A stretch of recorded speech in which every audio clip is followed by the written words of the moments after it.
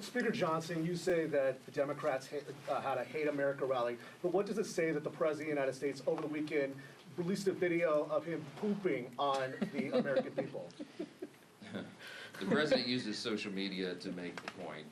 You can argue he's probably the most effective person who's ever used social media for that. He is using satire to make a point. He is not calling for the murder of his political opponents, and that's what these people are doing.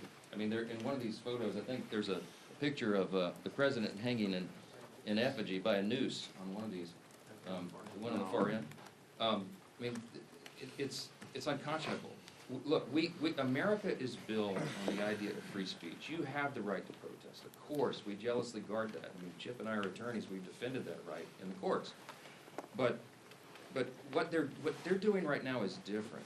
They are trying to incite violence. It's not funny. You don't mock a president who has already had 2 failed assassination attempts on his life. This is not a game. And the idea that communists would be supporting this is unconscionable to us. Look, when we give tours of the House chamber, and we bring in constituents, and we point out all the historical facts and images around the building, I always start with "In God We Trust," which of course is right above the rostrum of the Speaker's podium. And if you look in the visitor's guide to the House chamber, it says on page 14, when was that put there? Well, it's put there in the early 60s, 1961, as I recall.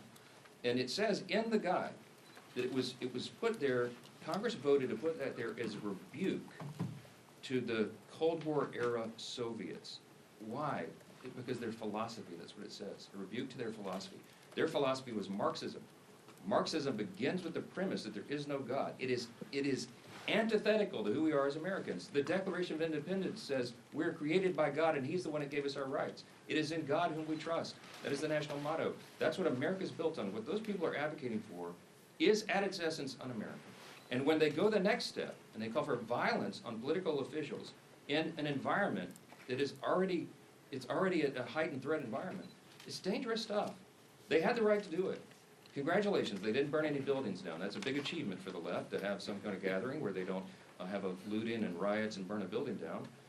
There was, I think, some in Portland, they threw bottles and bricks and stuff at the ICE facility because that's what they do for fun now out there.